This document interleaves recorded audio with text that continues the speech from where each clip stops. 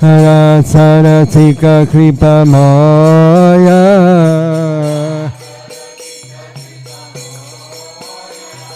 Shri Radha Balaba Vallabha Lata Bara. Too close to my ear. Too close to my ear. Shri Radha Balaba Vrindavana Lata Bara. Shri Radha Vallabha Vrindavana Lata Bara.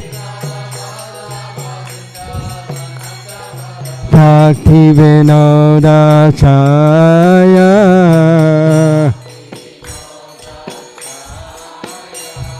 Bhakti Vinoda Chaya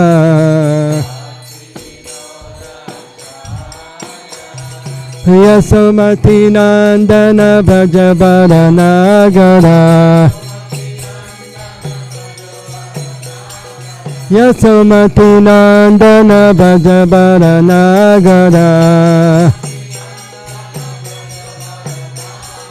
Gokula Ranjana Kana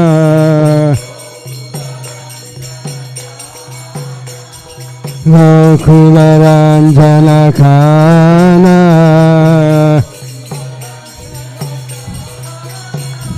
Yasomati Nandana Bhajavara Nagara Yasomati Nandana Bhajavara Nagara Gokula Ranjana Kana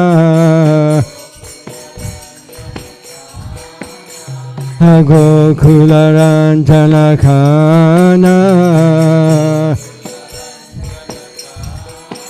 Hare Krishna, Hare Krishna, Krishna Krishna, Hare Hare, Hare Rama, Hare Rama, Rama Rama, Hare Hare. Bolo.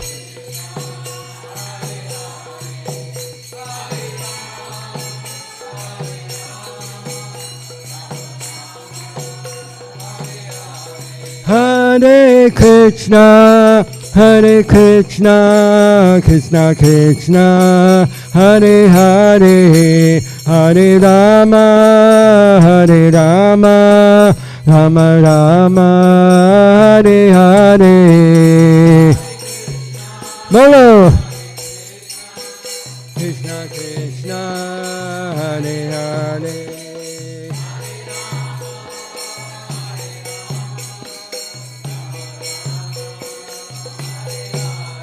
Hare Krishna, Hare Krishna, Krishna Krishna, Hare Hare, Hare Rama, Hare Rama, Rama Rama, Hare Hare. Hare Krishna, Krishna Krishna.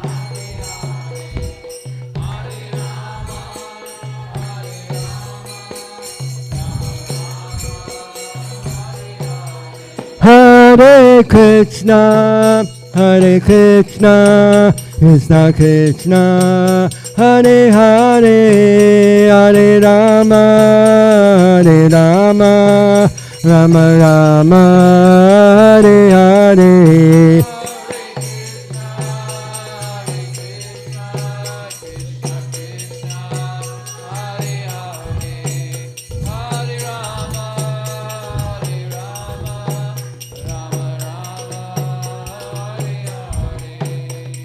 Hare Krishna, Krishna Krishna, Hare Hare, Hare Ram, Ram Ram, Hare Hare.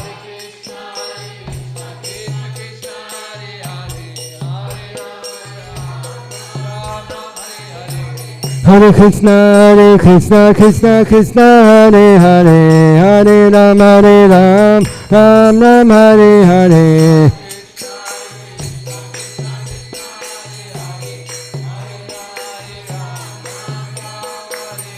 Hare Krishna, Krishna Krishna, Hare Hare, Hare Ram, Ram Ram, Hare Hare.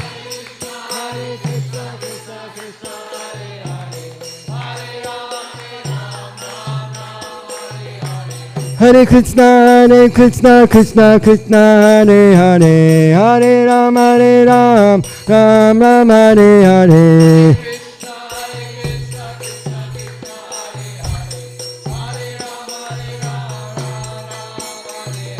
Hare Krishna, Krishna Krishna, Hare Hare, Hare Ram, Ram Ram, Hare Hare.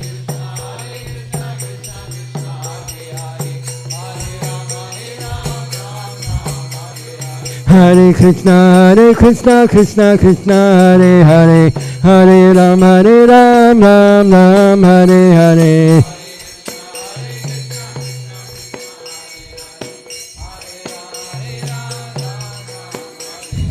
Hare Krishna, Krishna Krishna, Hare Hare, Hare Ram, Ram Ram, Hare Hare.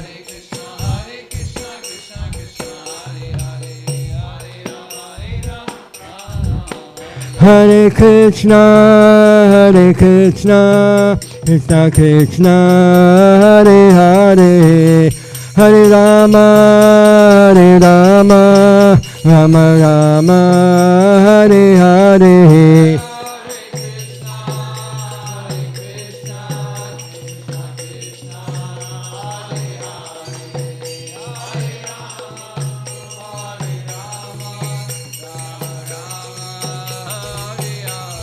Hare Krishna, Krishna Krishna, Hare Hare, Hare Rama, Rama Rama, Hare Hare. Hare Krishna, Krishna Krishna.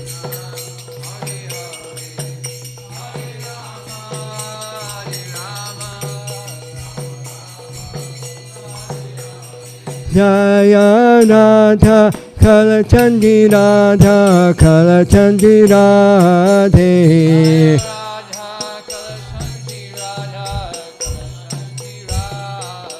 Jaya Radha, Kala Chandi Radha, Kala Chandi Radhe.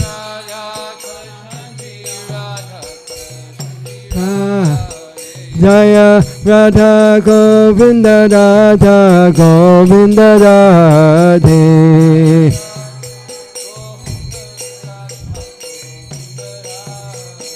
Jaya Jagannath, Jaya Jagannath, Jaya Baladev, Jaya Subhadra.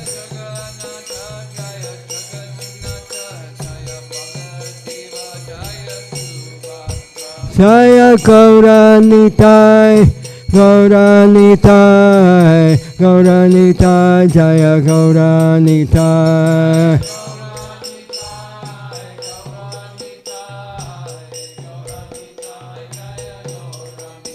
Hare Krishna, Krishna Krishna, Hare Hare, Hare Rama, Rama Rama, Hare Hare.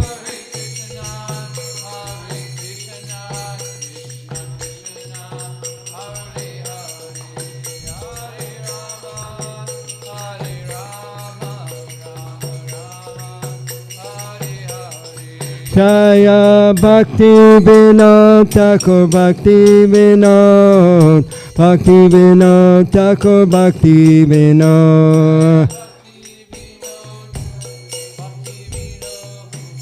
Bhakti Vinod Thakur Bhakti. Jaya Bhakti Vinod Bhakti Vinod, Bhakti Vinod Thakur Bhakti Vinod. Vinod Thakur Bhakti Vinod, Bhakti Vinod. Jaya Bhakti Vinod Thakur Bhakti Vinod, Bhakti Vinod Thakur Bhakti Vinod. Bhaktivinoda Thakur. Jaya Prabhupada, Prabhupada, Jaya Prabhupada, Srila Prabhupada.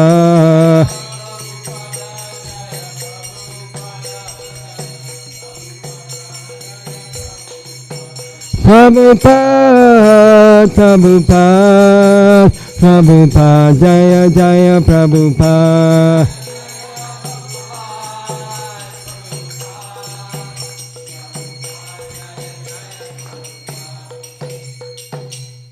Oh, Premanandi, Hari Hari Bo. Jaya Vishnupad, Paramahansa, Purvikacharya, Aktatara Sattva Srimad. His Divine Grace, Srila A.C. Bhaktivedanta Swami, Srila Prabhupada Ki Jai. Jayam Vishnupad, Paramahansa, Purvikacharya, Aktatara Sattva Srimad.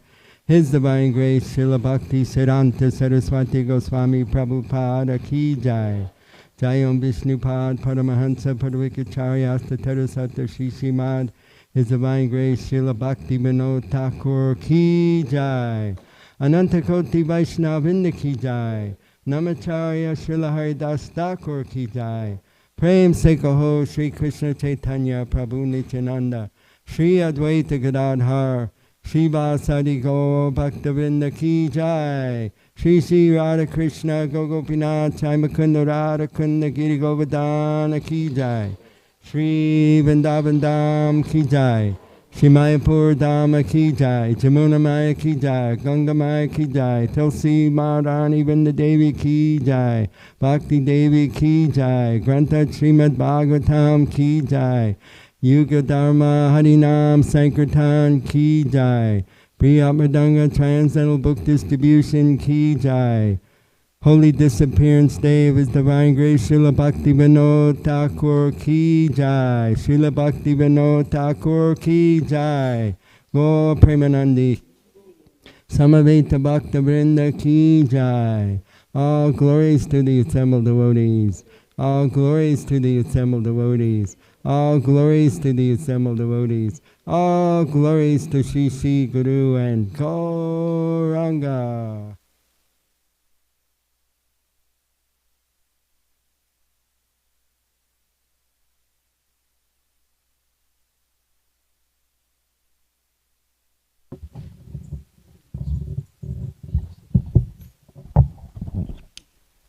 Hare Krishna. Dear devotees, welcome to morning Srimad Bhagavatam. Before we do that, though, we'd like to announce that today, being the Holy Disappearance Day of His Divine Grace, Bhaktivinoda Thakur will be having a celebration. This celebration will start at 11 o'clock with a talk about His Divine Grace. And then we'll have Boga offerings at 11:45. So if you want to make some kind of offering, please bring it before then. And then at 12 o'clock, we'll do Arti. If you have any questions, please ask. Hare Krishna, Bhaktivinoda Thakur Ki Jai.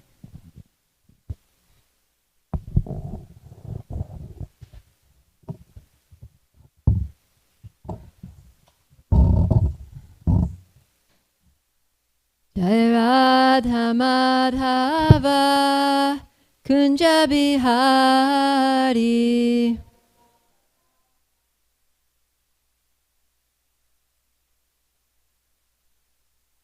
Jaya Radha Madhava Kunja Bihari.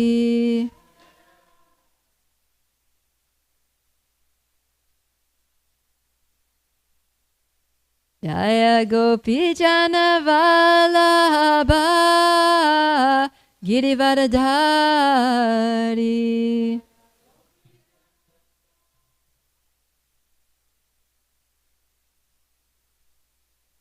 Jaya Gopi Jana Vallabha Girivardhari.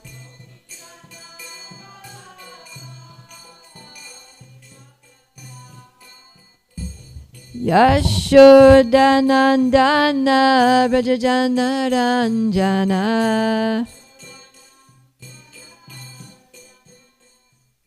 Yashoda Nandana Brajajana Ranjana Yamuna Tira Vanachari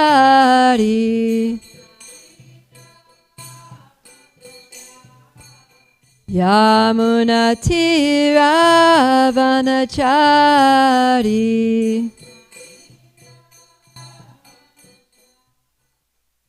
Jaya Radha Madhava Kunja Vihari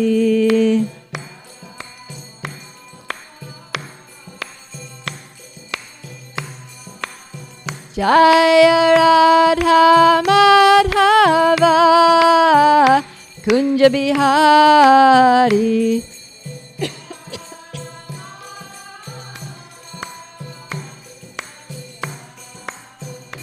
Jaya Prabhupada Prabhupada Prabhupada Srila Prabhupada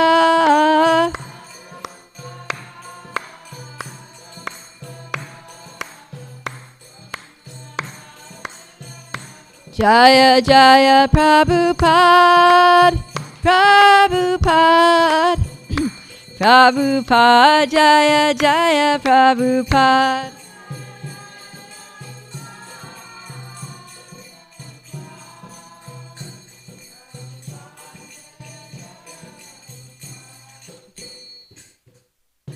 Gaura Premanandi Hari Hari Bo Om Namo Bhagavate Vasudevaya Om Namo Bhagavate Vasudevaya Om Namo Bhagavate Vasudevaya All together. Narayana Namaskritya Naram Chaiva Narottamam Devim Saraswatim Vyasam Tato Jayamudirayat Nashtapraeshu Abhadreshu Nityam Bhagavata Sevaya Bhagavatyuttama Shloke Bhaktir Bhavati Naishtiki Om Jnanatimirandasya Gyananjana Shalakaya Chakshurum Militanjena Tasmai Shri Guruve Namaha. Jai. So welcome everyone to this morning's Srimad Bhagavatam class.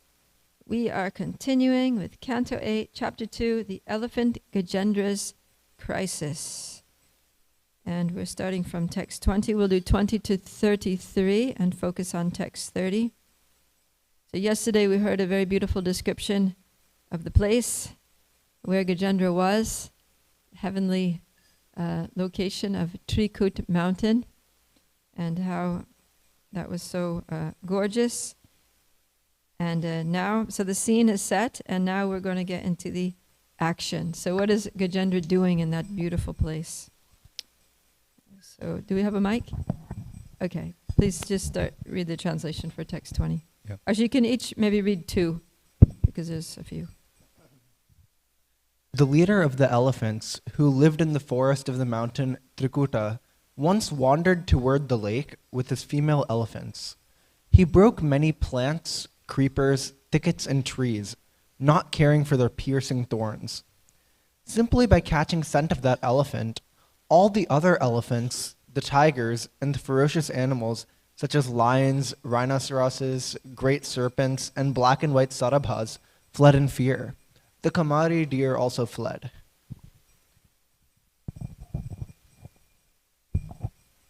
By the mercy of this elephant, animals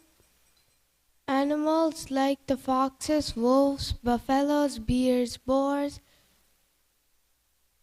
capuchas, porcupines, monkeys, rabbits, the other deer, and many other small animals loitered elsewhere in the forest. They were not afraid of him.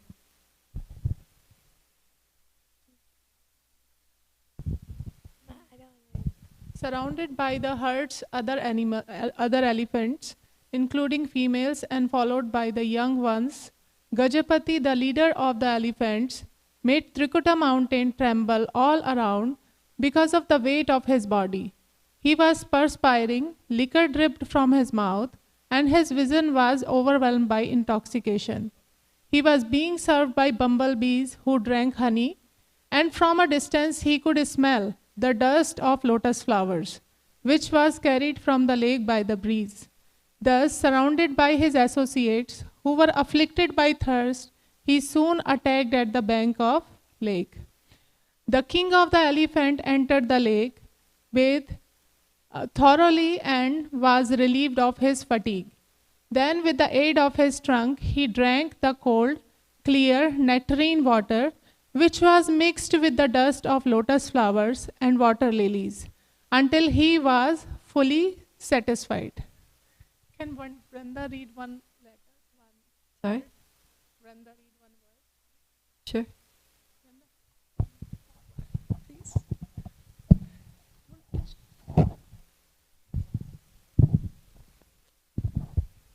Next time. Like a human being who lacks spiritual knowledge and is too attached to the members of his family, the elephant, being illusioned by external energy of Krishna, had his wives and children bathe and drink the water. Indeed, he raised water from the lake with his trunk and spread it over them. He did not mind the hard labor involved in this endeavor.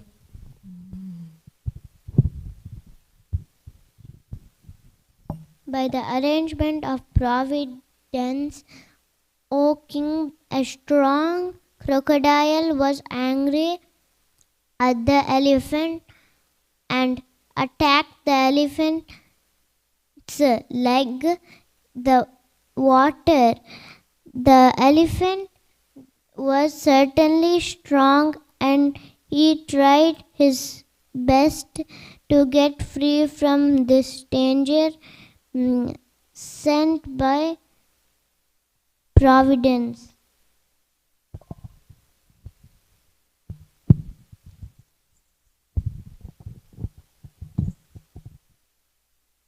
Thereafter, seeing Gajendra in that grave condition, his wife said, "Sorry," and began to cry. The other elephants wanted to help Gajendra, but because of the crocodile's great strength, they could not rescue him by grasping him from behind. O king, the elephant and the crocodile fought in this way, pulling one another in and out of the water for 1,000 years.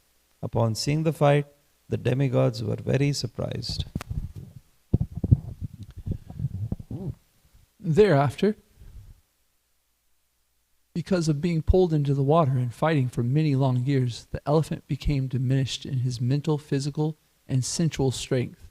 The crocodile, on the contrary, began, being an animal of the water, increased in enthusiasm, physical strength, and sensual power. When the king of the elephants saw that he was under the clutches of the crocodile by the will of Providence, and, being embodied and circumstantially helpless, could not save himself from danger, he was extremely afraid of being killed. He consequently thought for a long time and finally reached the following decision. So just give it. The other elephants who are my friends and relatives could not rescue me from this danger. What then to speak of my wives? They cannot do anything. It is by the will of Providence that I have been attacked by this crocodile, and therefore I shall seek shelter of the Supreme Personality of Godhead, who is always the shelter of everyone, even of great personalities.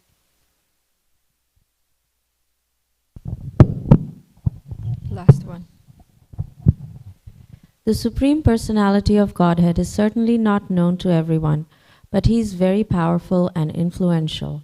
Therefore, although the serpent of eternal time, which is fearful in force, endlessly chases everyone, ready to swallow him, If one who fears this serpent seeks shelter of the Lord gives him protection. For even death runs away in fear of the Lord. I therefore surrender unto him, the great and powerful supreme authority, who is the actual shelter of everyone. Jai. So that's the last verse of the chapter. Before we go to text 30, I'll just go over in a little bit more detail what's happening here. So what we're seeing here is in that beautiful place, Gajendra, the king of the elephants, he's walking towards the lake, and he's followed by all his family members. There are many female elephants with him, and he has his whole entourage, his wives, their children, and of course he's the chief of the whole pack. And it says that as he's walking through that beautiful place, he's smashing things. Right? He's breaking the plants, the creepers, the thickets, and the trees, and he doesn't care that some of them are thorny and poking him. He's just thrashing on through as nothing's going to get in my way. I'm the king of the jungle, and whatever's in my way is just going to get crushed. So we're seeing a little bit of the attitude here of Gajendra as he's approaching the lake. And then, he's also very proud of the fact that he is the king of the jungle, because usually the lion is considered the king of the jungle. But in text 21, it says that even the lions, tigers, and other ferocious animals, like rhinoceroses too, are all fleeing in fear of Gajendra. So Gajendra is very much like, I'm here, and I'm the king. I've got my big family, and I'm the controller. I'm the lord of this jungle, and I have a right to enjoy it. And then, it says that on the one hand, the smaller animals felt protected by Gajendra just precisely because the predatory animals would flee, but at the same time, they were still afraid of him. And so they wouldn't stand in his presence. They would just step aside. That was the authority of Gajendra. And then it says that actually the whole mountain, Trikuta mountain, is trembling because he's so big. So as Gajendra was, all elephants are big, but it seems as Gajendra was an exceptionally large elephant that even the mountain is trembling. And what is he doing? He's drinking liquor. And he's so intoxicated that his vision is blurry. And the liquor is like dripping from his mouth, means he's so drunk that he's like drooling. So he's just... he's thinking, I'm the controller, I'm the enjoyer, I can do whatever I want, nobody gets in my way.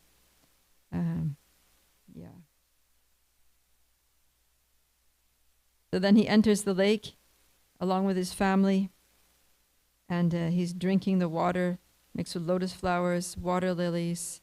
He's quenching his thirst, enjoying there. He starts playing with his families, sucking up water into his trunk and showering it over his babies, and they're playing like that. He's like spraying his wives. They're having a good time there in the lake.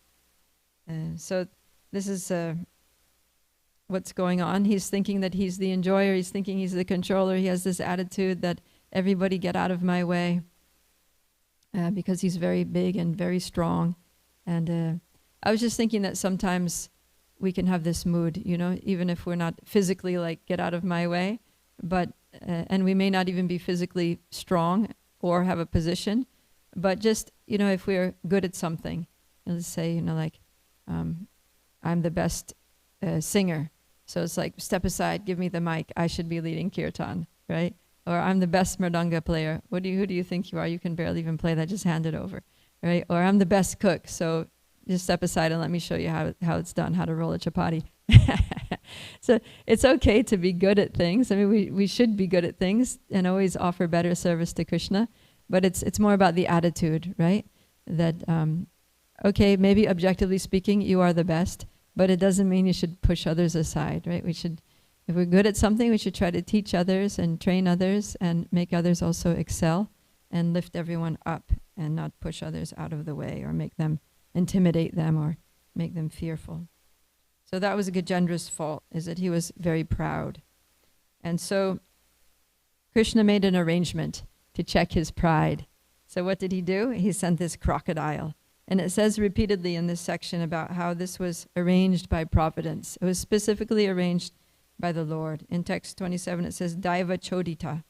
So Chodita, remember we had this, last time I gave class, we had Ananya Chodita, somebody who's self-sufficient, doesn't need to be inspired by someone else to do their duties. So this is Chodita, he's inspired by, this crocodile was inspired by Daiva, by the Lord himself, by divine arrangement, or Prabhupada says here, providence. And that's mentioned a few times. So we can see that this crocodile was specifically sent by the Lord to correct Gajendra's mentality of being proud, thinking he's the controller, thinking he's the enjoyer, and forgetting about Krishna, basically, which is what happens in the material world, right? We come here, we think, I'm the Lord of all I survey, all these resources are here at my disposal, I have my home, I have my family, I have my bank account, I have my nice things, they're mine to enjoy. And we forget about Krishna. And anyone who gets in the way of our enjoyment, we try to push them aside by various means. So then, when that happens, then all of a sudden it's a big crisis. No one was expecting this, because how could anything like that possibly happen to Gajendra? Right? So sometimes everything's going well in our lives, and then some tragedy strikes. There's some unexpected crisis, and we think, oh no, how could this happen to me? And we start crying. All the family members are crying. Oh, this is so terrible. How could this happen to me? But this is actually the mercy of the Lord when these tragedies come, because it forces us to realize our actual position of helplessness and complete dependence on the Lord, and make us turn to him. And we're going to see, right? We just read that that's what Gajendra does. So he fights. He tries fighting with the crocodile. For 1,000 years he's fighting. And well, at first his family tries to help him. So his wives are like getting him by the tail and trying to pull. So you can just imagine, like, there's Gajendra in the water. He's got his mouth in the crocodile. And, you know, one elephant's pulling on Gajendra's tail, and another elephant's behind pulling on her tail, and little baby elephants are pulling on their tails, and they're all lining up, and they're all pulling with all their might. But nobody can get Gajendra out of the water, because he's big and he's caught in the mouth of a crocodile. So this is, it's exemplary of the one verse that is spoken by Sutta Goswami in Srimad Bhagavatam, 2.1.4. It says, Deha patya kalatradish vatma sanyesh vasatsvapi tesham pramato nidanam pashyan api napashyati. It says that persons devoid of Atma Tattva, or real knowledge of the soul, they don't inquire into the problems of life, being too attached to the fallible soldiers like body, children, and wife. Although sufficiently experienced, they do not see their inevitable destruction. So that was Gajendra's situation. He was forgetting that he's a soul, and he's forgetting that there's a supreme soul, that there's a supreme controller, and he's thinking, he is it. I have this big, big body. It's very strong. It strikes fear into the heart of all the other forest animals. And I have my family. Any issues, they're going to help me. They're here to support me. They're my submissive servants. And I'm good. I'm going to, and he's living as if he's going to live forever, right? He's not seeing his inevitable destruction. So when he's face to face now, confronted with his inevitable destruction, then he's seeing that, just as Sutta Goswami says here, that these wives, children, family members, strong body are all atma sanyeshu asatsvapi, fallible soldiers. So, yeah, Prabhupada talks about how this our material existence is like a battle. It's a struggle for existence, right? So we're in this battle trying to be victorious over the modes of nature, trying to just to earn a living and maintain a family and pay the bills, progress, get some kind of position in our occupation. It's a struggle. It's like a battle against so many opposing elements from our own bodies and minds, from other living entities, from natural circumstances. Sometimes the whole world seems to be against us. Even our own minds are against us, right? So these are... And we're relying on our bodies, and then body can even give out. We can have a health crisis. And so all of these things are just fallible soldiers. We can't depend on our body. We can't depend on our mind, right? Somebody may be very intelligent, very mentally astute, but then they can be overcome by some a tragedy and end up, with mental health difficulties or dementia or something like that, and all of a sudden their mental faculties are gone. They can't trust their own mind anymore.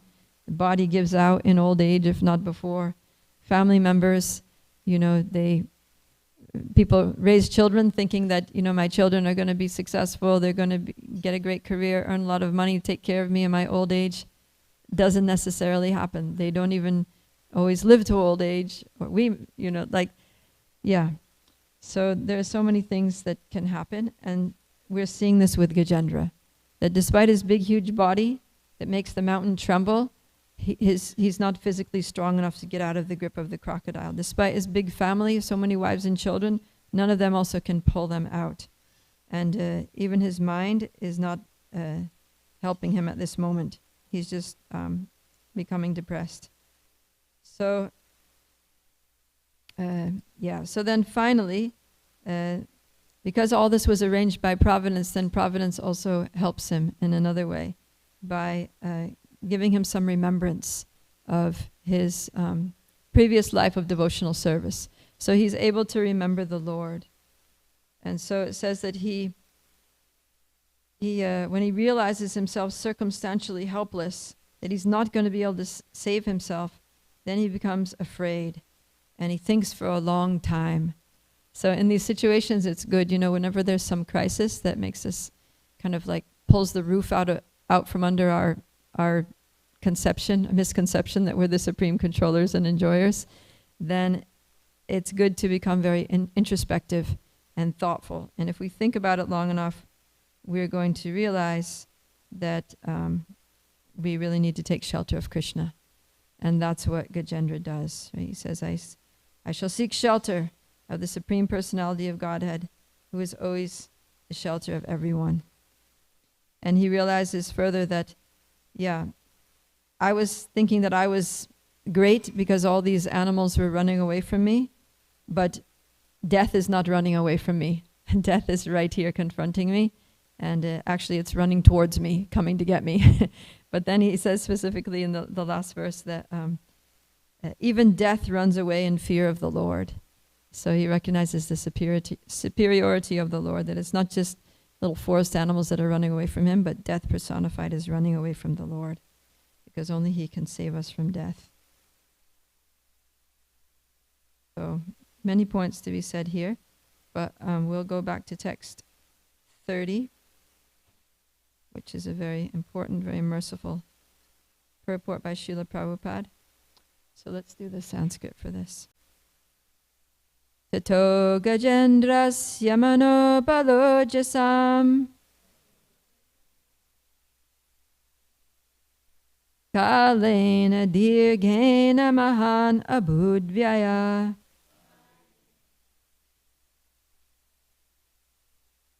vikrisyamanasya jaleva sidato viparyayo bhut sakalam jalokasa.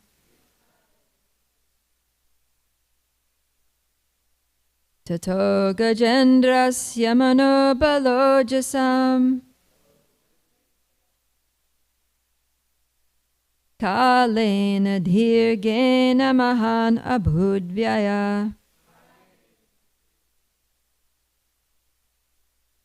vikrisyamanasya jaleva sidato viparyayo bhut sakalam jalokasa. Please chat.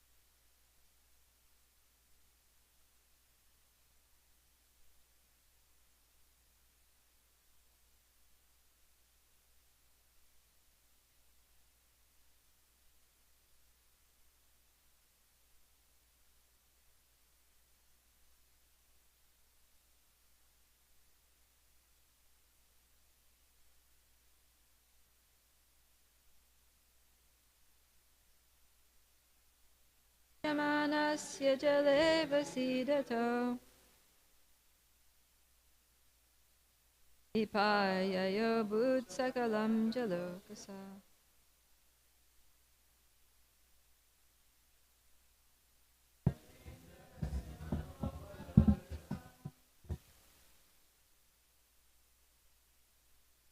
Kalena dirgena mahan abhudvyaya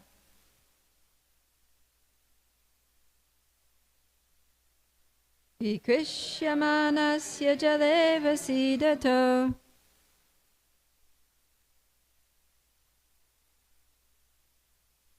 Vipayayo bhutsakalot. Do the word for word all together. Tata, thereafter. Gaja Indrasya, of the king of the elephants. Manaha, of strength of enthusiasm. Bala, the physical strength. Ojasam, and the strength of the senses. Kalena, because of years of fighting. Dirgena, prolonged. Mahan, great. Abhut, became. Vyaya, the expenditure. Vikrisyamanasya, who was being pulled by the crocodile. Jale, into the water, a foreign place.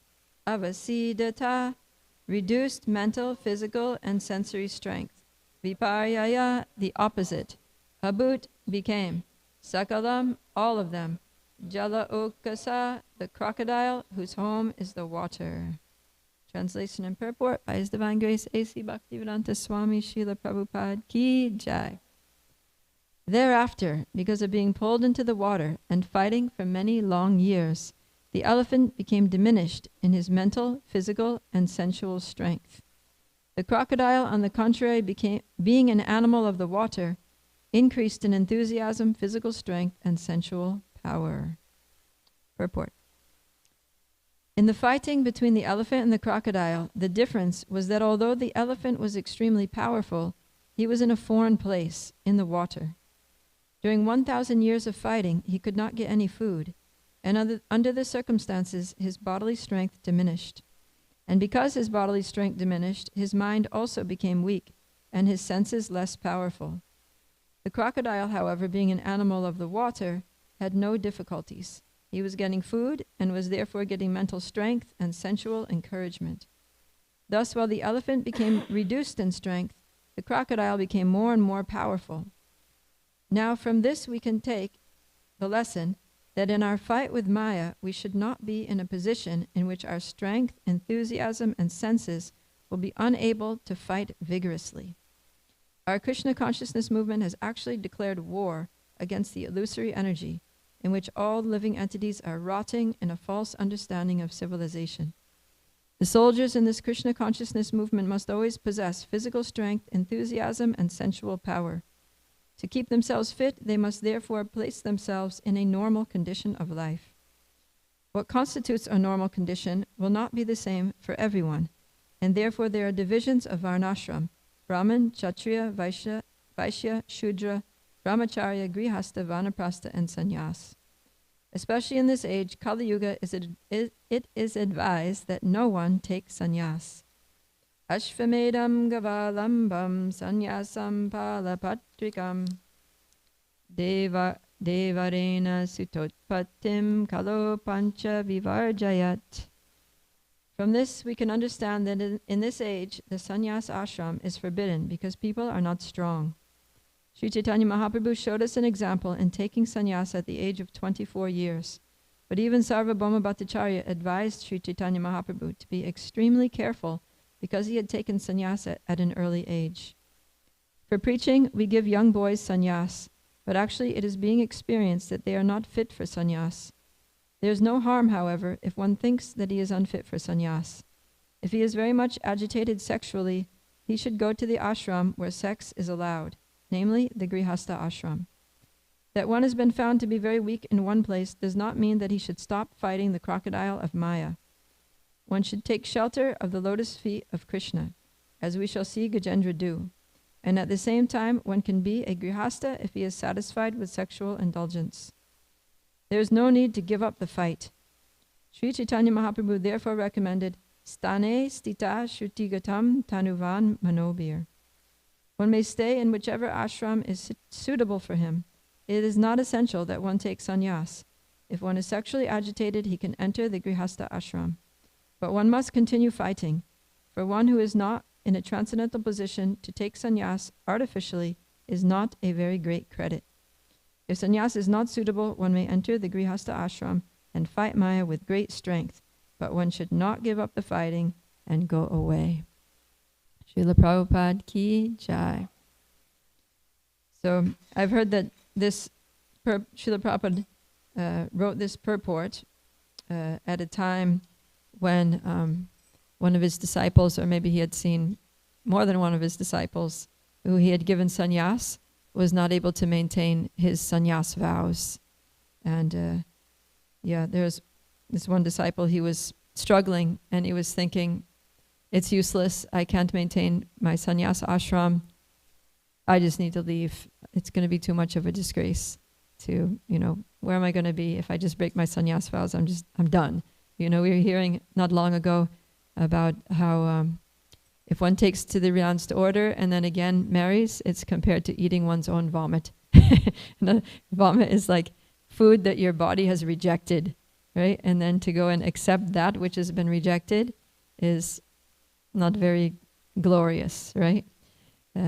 So someone who rejected family life, renounced the grihastha ashram and took sannyas, and then realizes, I still have desires that I can't fulfill in my sannyas ashram, and I'm going to be very frustrated and disturbed all the time, and I'm not going to be able to do my service, and I'm just going to be a hypocrite in this sannyas dress. And if he's feeling that way and he thinks, better I get married, he might think, oh no, but I don't want to be known as a vomit eater and be, disgraced by society and things like that. But Srila Prabhupada is saying, don't worry. Even if that is the case, he says, first of all, one should think very deeply before taking sannyas to make sure that one is actually fit for that ashram. And if one has any hesitations, then stay in grihastha ashram and continue practicing Krishna consciousness until one is ready. But if it so happens that one takes sannyas, and Srila Prabhupada took a great risk for the sake of preaching, he gave sannyas to young men who were in their 20s. As my spiritual master would sometimes say, he took sannyas before his brain was even fully developed. I think he was 23 years old when he took sannyas. He was initiated when he was, I think, 21. He took sannyas at 23. He became a Diksha Guru at age 29. And he was put in charge of 20 countries in South America as the GBC and zonal acharya at age, even before he became a Diksha Guru, at the time when he became a Diksha Guru, age 29. So, Srila Prabhupada, he took a great risk because that's all he had. He didn't have, mature adults to be his preachers and to lead his movement because all of his disciples were young. So that's who he had, and he wanted the movement to be spread all around the world, and he had very little time. And if people were, the young men were married and with jobs and children, then they can't just devote themselves to traveling and preaching. So he encouraged them to take sannyas. But he knew that it was risky, and he didn't fault them. He didn't fault them when they fell down. He was just like, okay, this is what it is. Let's be objective. Let's work with what we've got. And if sannyas ashram is not working out for you, then go ahead and get married, but don't go away. So that's the point here, is that Prabhupada is saying we've declared war against Maya, and Maya is going to do everything that she can to try to drag us back into the depths of the ocean of material existence, just like this crocodile is doing everything it can to pull Gajendra deeper and deeper into this lake at Trikuta mountain. So Maya's always pulling us, and we need to be strong, and we need to be situated. So the reason that Gajendra was weak, even though an elephant is naturally stronger than a crocodile because it's bigger, especially Gajendra was a huge elephant, so he could have just stomped on the head of that crocodile and crushed him. but he's in the water and he doesn't even have secure footing. And also he's, after 1,000 years, he hasn't eaten and he's getting weak. And so he's just, because he's in the wrong environment, he's not able to win this fight. So we need to put ourselves in the right environment.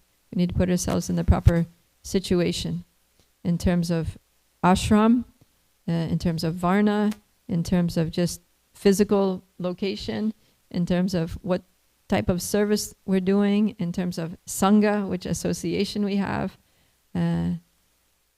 all these things. We need to keep ourselves strong in all these ways. It says here, mano, balo, ojasam. So mano means the mind. Prabhupada translates it, strength of enthusiasm. In other words, that mentally we're well situated. Our mind is strong. We're enthusiastic. So that's one aspect of the environment that is favorable if in our minds we're feeling enthused and inspired to do our bhakti. And then the other thing is bala, which means physical strength. So we should be physically healthy. We should be, in a place where we're, secure. We have a certain degree of material security. We have nutritious food to eat. And, we have what we need to be physically strong. And ojasam means strength of the senses. So this is more, so there's kind of like an external strength of the body, mental strength. And then, ojasam means kind of like power, like you feel empowered, you feel supported by the people around you, you feel encouraged in your environment to do service. So the crocodile was having all of these. He was in his element, and so he was totally enthused. He had this big old elephant to eat. That was like a feast to suit a king. And, he was getting food there because that was his natural environment. And the crocodile is like the king of the water. So he was empowered in all of these ways. And so he was being very strong. But Gajendra, he had no support. His family couldn't help him. He had no food to eat. His mind was very disturbed. And so it was very difficult. So if we need to be introspective in our spiritual lives and think very carefully about our situations, our association, our occupation, and are these things supporting us in our bhakti or are they draining us? Because the top priority in our lives should be developing our relationship with Krishna, right? Because that's what this human life is for. We didn't take human birth to have a nice house, to drive a nice car, to have a high position out there in the career world, to get name and fame, to have comforts. That's not what this human form of life is for. Human form of life is meant to for us to use our God-given intelligence to understand God, to understand who we are, to understand our relationship, to understand that this is not the place that we're meant to be, that we have a home somewhere else in the spiritual world, and we need to return to that, revive our lost loving relationship with Krishna and serve him purely. So everything else in life should be a support to that. So if we have a job, that should be a support to that. Our education should be a support to that. Our family life should be a support to that. Our living place should be supportive to that. Everything that we do, our diet should be support to that. And if it's not, then we need to make an adjustment, because otherwise it's going to drain us. It's going to make us weak in this, and then it's going to be difficult to actually win the battle against Maya. So that's something that we really need to think deeply about, and in an ongoing way, because what's good for us at one stage of life may not serve us well at another stage of life. So generally, it's recommended brahmacharya in youth. So in younger years, just focus on being educated, learning, training in devotional service, studying the scriptures, doing menial services, being humble, being simple, being celibate, and taking shelter of the instructions of Guru, Sadhu, and Shastra very, very seriously, and laying a foundation for the rest of your life. But then there will come a time where the mind is not satisfied in brahmachari ashram, and one starts meditating on all the things that one cannot have in brahmachari ashram and just becoming frustrated. So then at that time, it's time to move on, right? When those nagging feelings are coming very strongly and not going away, no matter how desperately we chant Hare Krishna, then it's a sign that it's time to move on into Grihastha ashram. So then Grihastha ashram is, there's different support. And that support is what one needs at that stage of life. And it's very helpful. Then there may come a time where the things, the resources that are there, the support kinds of things that are meant to be supportive in Grihastha ashram actually start to become oppressive, become a burden, become overwhelming. That the mind changes in such a way that it's like you want to downscale, you want to simplify, you want to become more detached. And so that means, if one stays in Grihastha ashram, when those feelings start, of course it has to be done responsibly because it's a commitment. Grihastha ashram is a commitment. If you have children, wife, husband that need you, that are depending on you, then you can't just up and leave, even if your mind is, you're of a certain mental disposition. So when everything has, and generally while children are small and things, then generally you're not going to come to that stage. That stage will come about naturally as the body ages, as the children grow up, as the situation changes, and then you're going to just be like, actually, you know what? I think I'm kind of done with this. It's all kind of winding up. The cocoon is unraveling on its own, and then you realize, okay, it's time to spread my wings and fly into another ashram. So then, Vanaprastha ashram. And then you get a newfound freedom, and you can, go deeper in your spiritual life without the encumbrances of, occupation and family responsibilities and things. And then as that goes on, then one can take sannyas and just totally dedicate oneself to preaching, totally depend on Krishna without anything at all other than that. So, so we just need to reflect whatever is our strength, whatever we need to be strong. And like I said, it's not just ashram, but it's also varna. So, I may have a certain job, I may be doing a specific, varna can manifest in our external occupation, or also in the particular service that we're doing at the temple, a devotional service that we're doing for the pleasure of Guru and Krishna. And of course, it's all service if we're Krishna conscious, but I'm just making a little artificial distinction here. So if we're rightly situated in service, then we're going to feel inspired. We're going to be enthused to do the service. But if our service is like a slog, that every day we have to surrender to it, like, oh my God, this again. Or we just hate going to work. We hate our job. We can't stand the people that we work with. It's just so tiring and draining at the end of every day. Just like, ugh, why do I do that? Then, it might be advisable to find a career path or a service in which we feel more inspired, because then we can be strong, right? We can have this mano balo jasam, strong mentally, strong physically, because all these things are connected, right? If emotionally we're distressed and frustrated and depressed and oppressed and repressed, that affects our physical health too. So when we become mentally drained, then we're going to become physically weak, and everything just spirals downward. So everything has to be right. And also with our association. Sometimes we're associating with people who are not really helping us. They're discouraging us. They're, for whatever reasons, maybe we just feel they're against us. They don't have our best interests at heart. And they may be, family members or even devotees. That happens. And so we may have to just adjust our association. Right? Seek shelter of devotees who inspire us, who encourage us, who, befriend us and support us, and who are really there for us. And so all these things, or maybe we need to adjust our diet, or maybe I had a friend, she was living in Gainesville, Florida, and the climate didn't suit her. Because it's so humid, she was just struggling all the time to breathe. She couldn't sleep at night because she would wake up gasping for breath. And then she's from New England, so then she left Florida finally after years of struggling there, trying different, health treatments and things.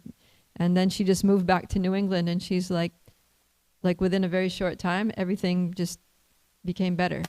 She can breathe, no issues, feeling strong, like that. So just the physical environment. Some bodies are suited to some climates, every body's different, and some bodies do well in different climates. So all these factors, of course, we can't always adjust everything, and we're never going to have utopia, but to whatever extent we are able to adjust things, then we should try to accept what's favorable and reject what's favorable for our devotional service, and always reminding ourselves that actually our devotional service is the priority, right? And actually to accept what's favorable for Krishna's service and reject what's favorable, those are two of the principles of surrender that Bhaktivinoda Thakur talks about. So speaking of Bhaktivinoda Thakur, since today is his disappearance day, he spoke about this, how, because he's a good example of someone who was a grihasta and a very Krishna-conscious grihasta, and he showed by his practical example that one can be just as Krishna-conscious in grihasta ashram as one can in sannyas ashram.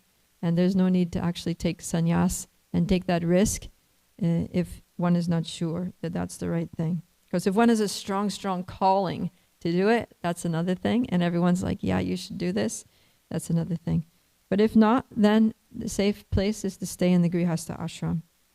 And so he says, there's a song that's a well-known song by Bhaktivinoda Thakur, Shuddha Bhakata Charanarenu. He says, Jaydina grihe bhajana deki griheti goloka bhaya. He says that one day while performing my bhajan, my devotional practices, I saw my house transformed into Goloka Vrindavan. So if we're very Krishna conscious in our grihasta ashram and we're doing our chanting and studying with the family, doing kirtan, making sure that we're taking nice Krishna prasadam, cooked with love, offered with devotion, and filling our house with devotional practices, making it really an ashram, a place of bhajan, then one day we may have this vision also like Bhaktivinoda Thakur, that we see that our house, our home, is non-different from Goloka Vrindavan. And then in another song he says, Grihe tako vane tako sada hari bole dako. That whether you're a householder, grihe tako means you're situated in the grihasta ashram, or vane tako, whether you're situated in the forest, like a vanaprastha or a sannyasi, it doesn't matter. Just constantly chant Hare Krishna, right? Sada Hari Bole Dako. Doesn't matter, just Hari Bol. Chant Hare Krishna. So chant Hare Krishna in Brahmacharya ashram, chant Hare Krishna in Grihastha ashram, chant Hare Krishna in Vanaprastha ashram, chant Hare Krishna in Sannyasa ashram. And what's important is not the ashram. What's important is that you're chanting Hare Krishna. And that way everything will be perfect and complete, because it'll be blessed by the Lord. So I'll stop here, and if there are any questions or reflections on this very important and practical topic, then please share.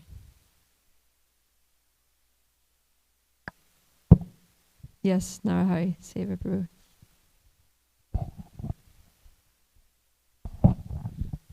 So you were talking about, when there's a natural progression from grihastha to the next stage, and like the ojasa, the senses are no longer, I guess, what they are, the responsibilities are done. You naturally feel kind of, okay, enough is enough.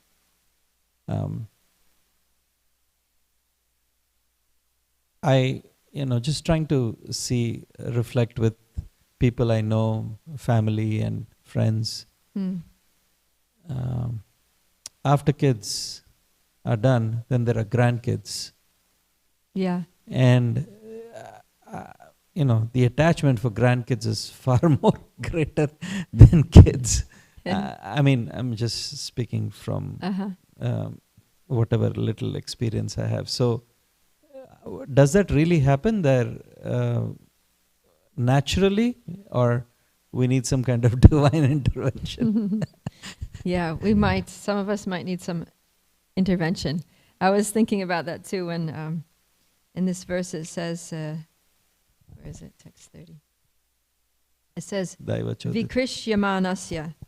So, Krish, that root word Krish, as in Krishna, Krish means pull, right? Like Krishi go raksha. Krishi means agriculture. So in agriculture, what happens? The bull pulls the plow, right? It's referring to that. So the bull pulls the plow, and here the crocodile is pulling Gajendra into the water, but also Krishna pulls us to him, right? That's why the name Krishna means all attractive, because it means he attracts our mind. He pulls our mind to him. So he also pulls us in other ways, right? He also he pulls us out of unfavorable situations, and in the same way that he used this crocodile to, he's apparently pulling Gajendra into an unfavorable